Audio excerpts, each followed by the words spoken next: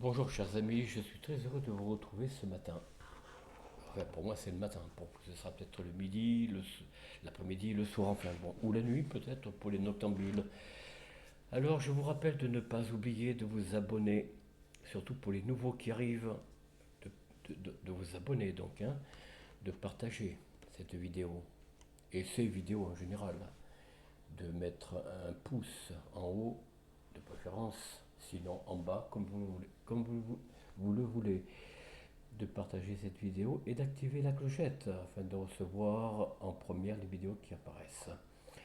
Nous arrivons bientôt d'ailleurs au monarque, au roi du pays du fromage dont je veux vous parler ce matin. Alors on va commencer déjà là où on s'est arrêté la veille, donc hier, à savoir Charles VIII, pardon, dit la fable. Alors Charles VIII, qui était-il réellement? Un Valois, évidemment. Charles VIII dit la fable, né le 30 juin 1470 au château d'Amboise, où il est mort le 7 avril 1498, et roi des pays des fromages, et donc de 1483 à 1498. Ici, pas grand-chose. Donc il est le fils de Louis XI et de Charlotte de Savoie. Il succède à son père sous la régence de sa sœur aînée, Anne de France, jusqu'en 1491. Sacré à Reims le 30 mai 1484, mort sans descendance mâle des suites d'un accident au château. Ben on l'avait vu ça. Ah, je l'avais vu, oui. Euh, c'est un accident au château d'Amboise à l'âge de 27 ans. Oui, il est mort jeune, effectivement. Il est mort très jeune. Alors, c'était à partir de Louis XII que j'aurais dû commencer. Enfin bon, Louis XII, alors. euh, Qu'est-ce qui se passe là?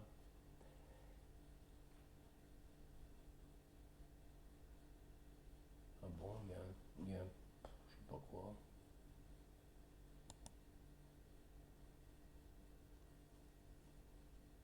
Ah, bon, il y a un problème de fonctionnement. Eh ben tant pis. Alors, Louis XII dit le père du peuple. Alors c'est le premier d'aujourd'hui. Né le 27 juin 1462 et mort le 1er janvier 1515. Descendant de Charles V et cousin éloigné de Charles VIII, dont il épouse la veuve Anne de Bretagne. Tiens, ça vous dit quelque chose, Charles Breton? Le fameux château d'Anne de Bretagne. Il se trouve où? À Nantes. Et Nantes, on prétend que c'est pas breton. Enfin bon. Il est le seul représentant de la branche de Valois-Orléans à régner sacré à Reims le 27 mai 1498, mort sans descendance mâle lui aussi.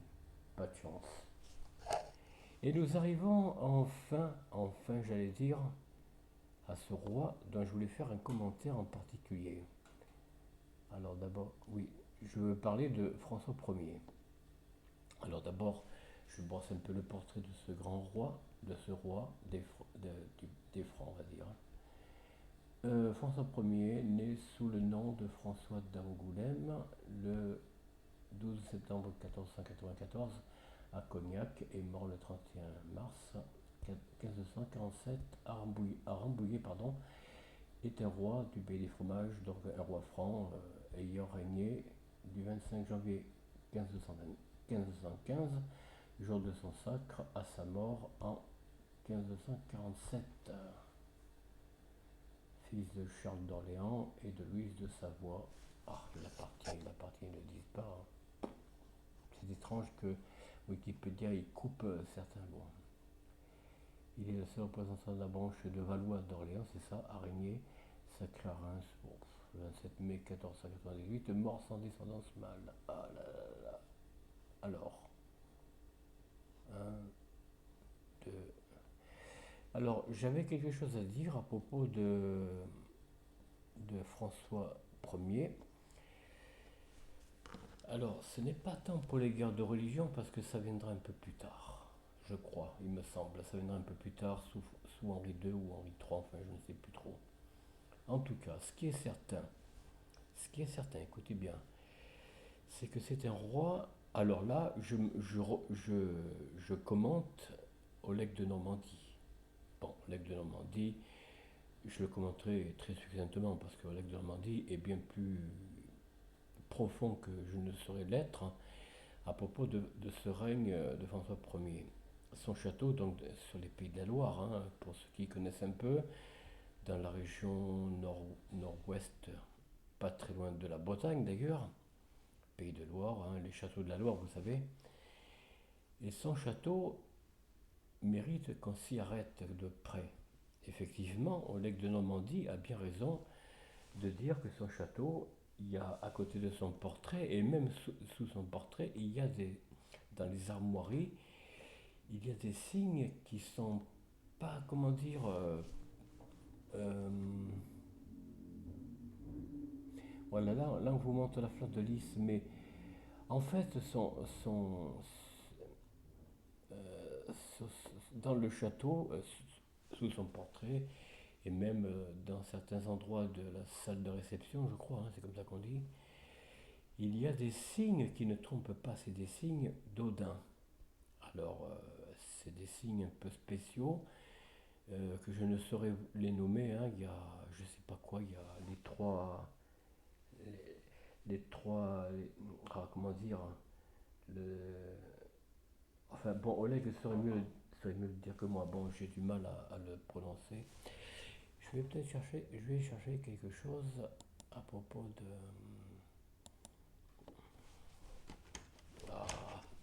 Ah, décidément.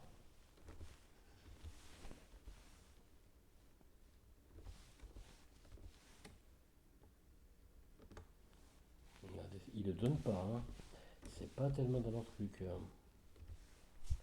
Voilà, Esprit Viking, ici. Alors maintenant. Alors ici, je l'enlève. Ah, il part pas, putain, mais c'est incroyable. Voilà, on a du mal, beaucoup de mal à mettre cette. C'est incroyable. C'est de pire en pire. Alors, de quoi je pourrais vous parler avec Voilà, Oleg de Normandie, vous voyez, c'est lui. Donc, il y a Esprit Viking en haut, là, vous le voyez. Et sa chaîne, c'est Pagan TV. Bon, maintenant, nous essaierons. euh, Est-ce que je peux mettre ça?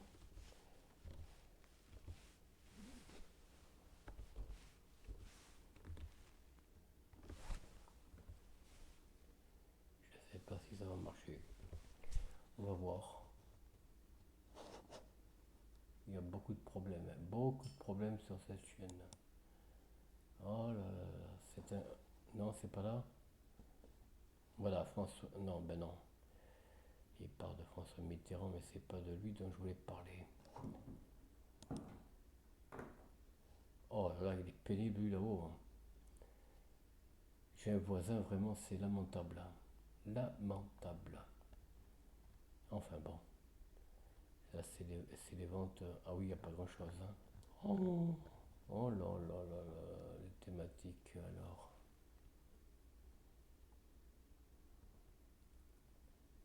Dans l'astrologie odinique, c'est pas ça. Est-ce que ça pourrait être ça?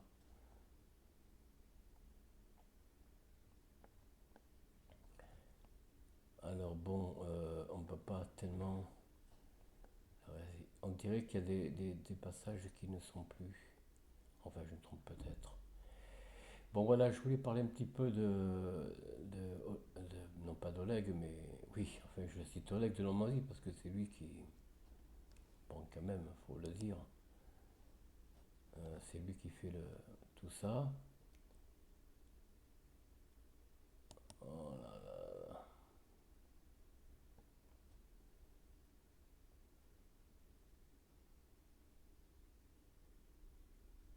Les runes vikings, alors on va voir ça, je vais vous donner les noms de ce que. Non, ça c'est autre chose, alors, non, d'accord, ça n'a rien à voir. Bon, ça c'est les runes, c'est intéressant. Il a... ah non, mais c'est pas là. Alors, les symboles vikings. Alors en fait, voilà, c'est ça. Il y a ce qu'on appelle... Bon, je vais pas y arriver, hein. L'Yggdrasil, bon, c'est l'arbre sacré. C'est pas ça. Voilà. On trouve le... Non, c'est pas ça non plus. C'est pas ça non plus. Où sont ces... Voilà. La triquestra. C'est ça qu'on trouve dans les symboles sous le portrait de François Ier. Mais il faut aller au château. Voilà, c'est un peu ça. Voilà, vous voyez. Voilà. Voilà le tricercle. Vous voyez, il y a ça aussi. Et il y a même ça à Notre-Dame de Paris, hein. Voilà, ici c'est la Trixelle. Vous avez ça aussi sur le tableau. Alors là, c'est sur le tableau un grand tapis, une grande tapisserie dans le château sur le bord de la Loire, justement. Euh, voilà, la Triquestra. Voilà, vous avez tous certains symboles. Ça, vous l'avez sur Notre-Dame de Paris et surtout sur la cathédrale de Chartres, la basilique de Chartres. Si vous aimez aller vous balader, ou alors à Compiègne, à Notre-Dame de Compiègne, vous avez ces signes. Voilà. Et les cornes d'Odin, ben, vous les trouvez dans certains endroits, peut-être bien même dans le château de François Ier. Je reviens un petit peu sur les chefs d'État, pardonnez-moi. Voilà, François Ier était un homme qui, voilà, le père et restaurateur des lettres. Effectivement, c'est lui qui a établi la langue française, rappelez-vous bien, hein. C'est l'auteur de la langue française. Alors qu'autrefois, on parlait plutôt les patois, hein, et puis le latin pour les grands du royaume, et de la cour, bien sûr. François Ier, donc, a établi, je dirais, le... Ah, qu'est-ce qu'ils disent de plus sur lui? On va voir si on trouve, mais ça m'étonnerait sur Wikipédia. Je ne crois pas trop qu'on va trouver... euh, attendez, ça c'est les pièces, les médailles même, carrément. Mais on n'a pas le tableau. Voilà. La salamandre, non, c'est ça. Bon, la salamandre, déjà, c'est pas un signe chrétien, si vous voulez. Voilà, vous voyez. Bref, autrement dit, si vous regardez... Attendez. Là, il ne montre pas, hein. Voilà, l'escalier monumental du château de Blois. Voilà, c'était le château de Blois, où c'est que se trouve son château, finalement. Et là, allez-y, vous verrez, c'est voilà la galerie du château de Fontainebleau. Non, c'est Fontainebleau peut-être, hein. Je vais voir ça. Mais il ne manque pas beaucoup d'images, hein.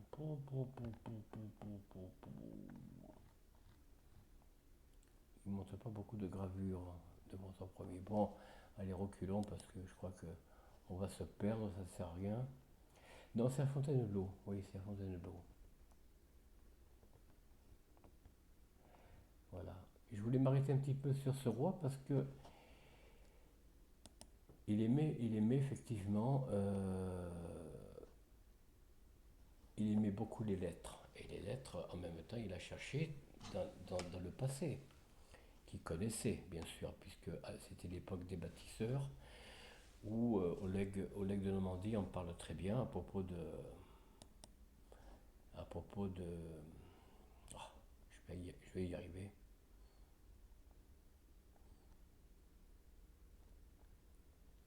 Alors, Bagadodin.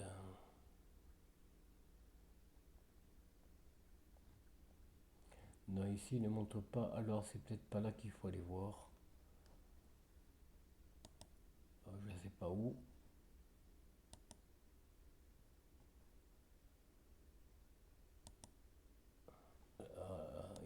Oh, mais c'est pas vrai. Ces ordinateurs, c'est vraiment l'horreur. L'horreur. Non, ben non. Lecteur rectifié. Bon, on pourrait tellement en dire, hein. Non, le mieux, c'est que c'est à vous de voir.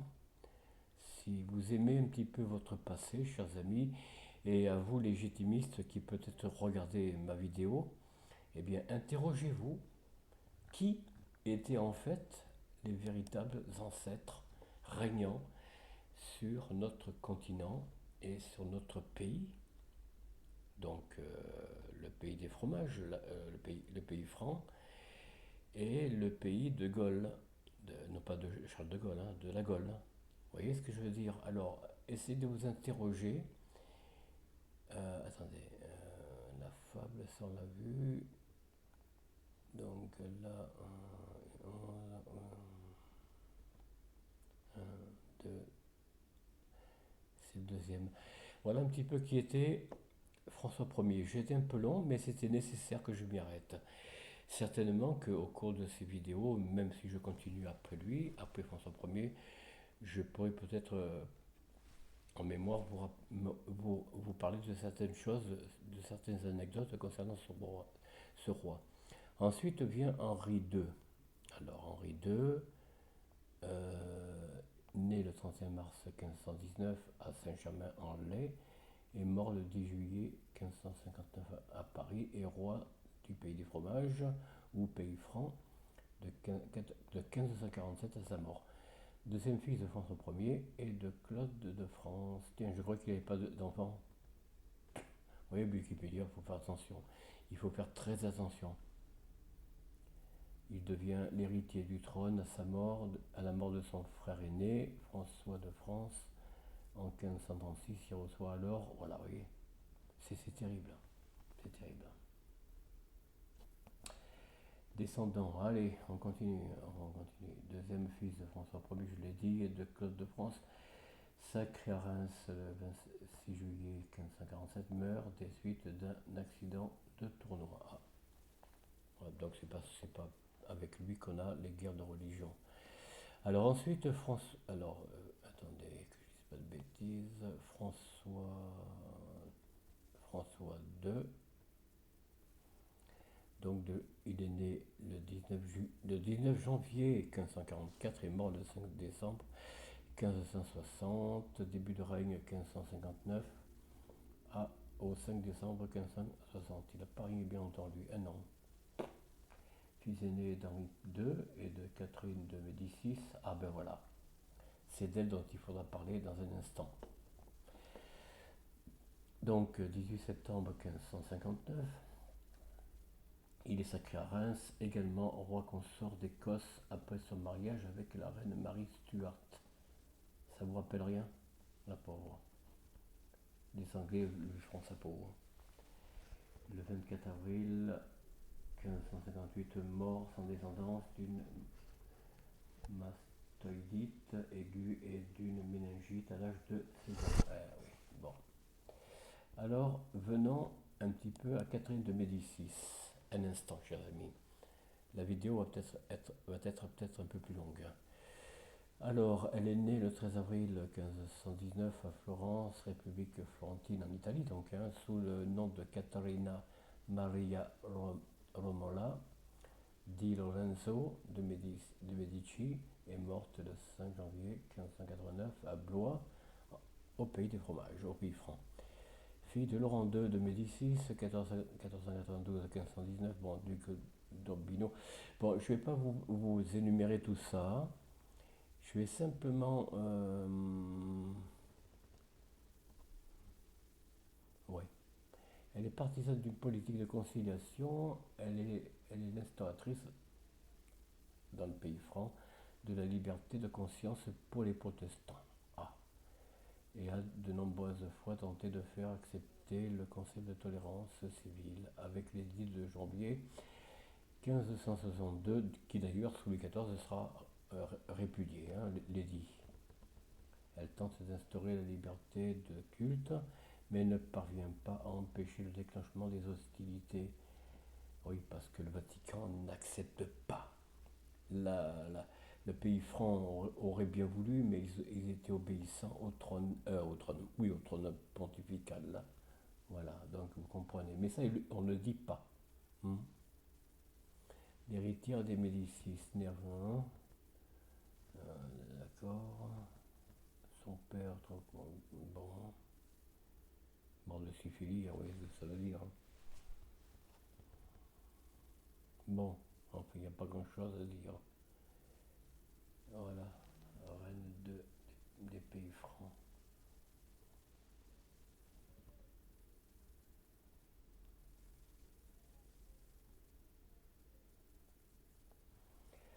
Enfin bon,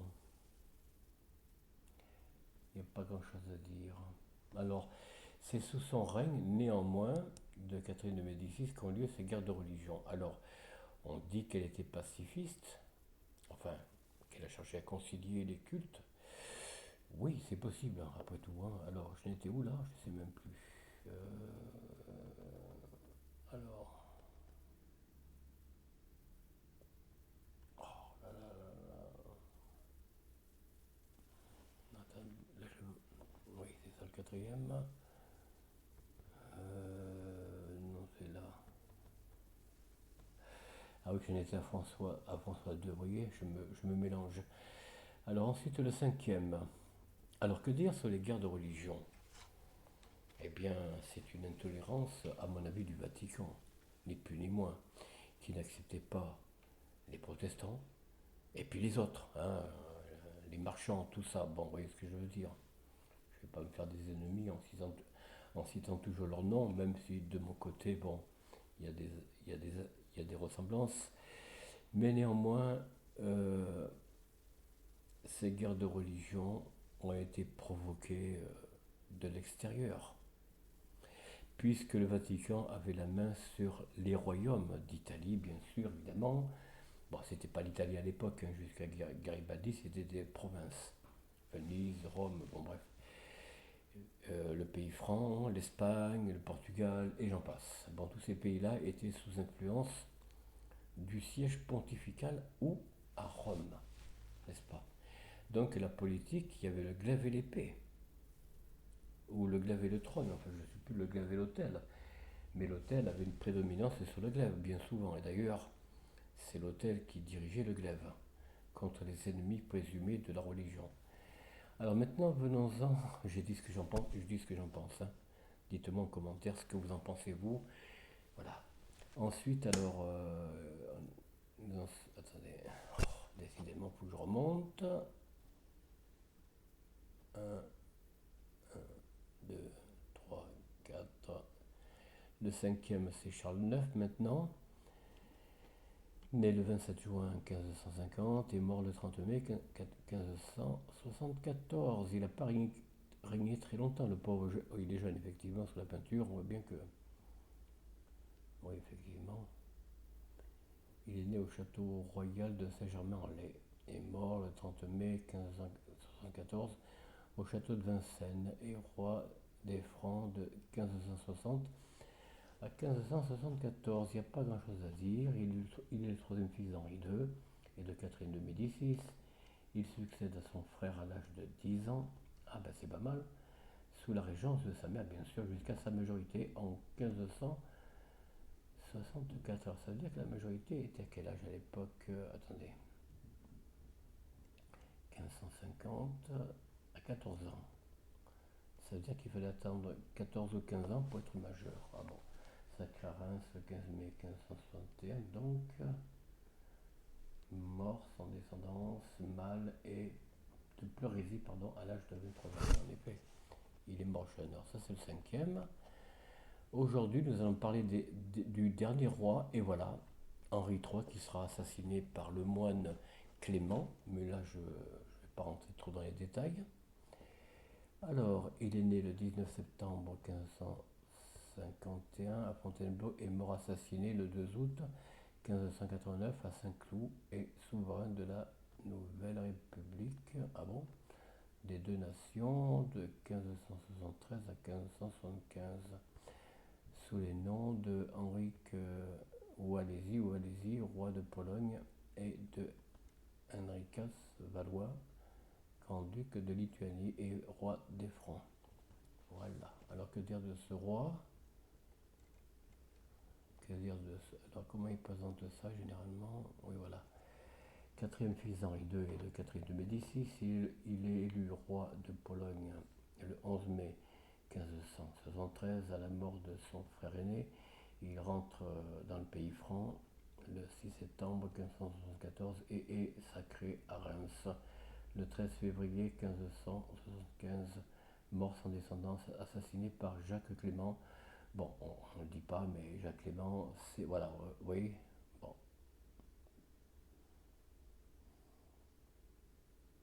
Il est dominicain régicide d'Henri III de France et mort le 1er août à Saint-Cloud. Il a été assassiné par la garde, semble-t-il.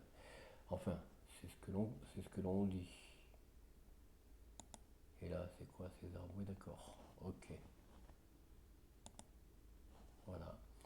Eh bien, ainsi s'achève le règne des Valois avec Henri III et nous allons rentrer bientôt, dès la prochaine vidéo, sous le règne des Bourbons jusqu'au dernier Louis XVI, si je ne m'abuse. Alors, on va noter quelque chose. Donc,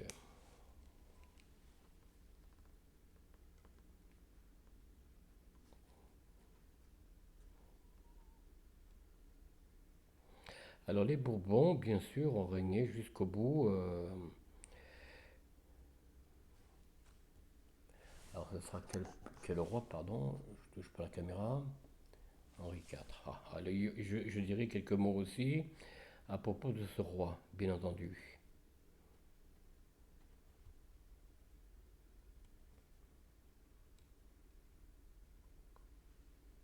Henri IV, il y a beaucoup à dire sur lui. Bon, vous verrez, nous en reparlerons sur des sujets plaisants et d'autres peut-être moins plaisants. Voilà, chers amis, cette vidéo a été peut-être un peu plus longue que d'habitude. Oh, je demande votre indulgence, si parfois ça peut paraître long. Vous n'êtes pas tenu, bien sûr, à regarder jusqu'au bout, hein. Vous regardez ce que vous pouvez. Alors c'est bien si la vidéo est vue jusqu'au bout. Ça me donne plus de poids auprès de YouTube, bien entendu. Mais si vous aimez l'histoire, bien écoutez, piquez-vous comme moi un peu de l'histoire. Et puis allez voir un petit peu sur différents sites historiques, notamment pour ce qui est des Vikings et des Gaulois, allez voir Oleg de Normandie. Alors par contre, c'est un vidéo, moi je ne comprends plus tellement ce qu'il fait. Peut-être c'est moi qui perds un peu pied. À un moment, il critiquait un peu les menées des jésuites du Vatican, puis tout d'un coup, je ne sais pas, il a l'air de faire ménage un petit peu.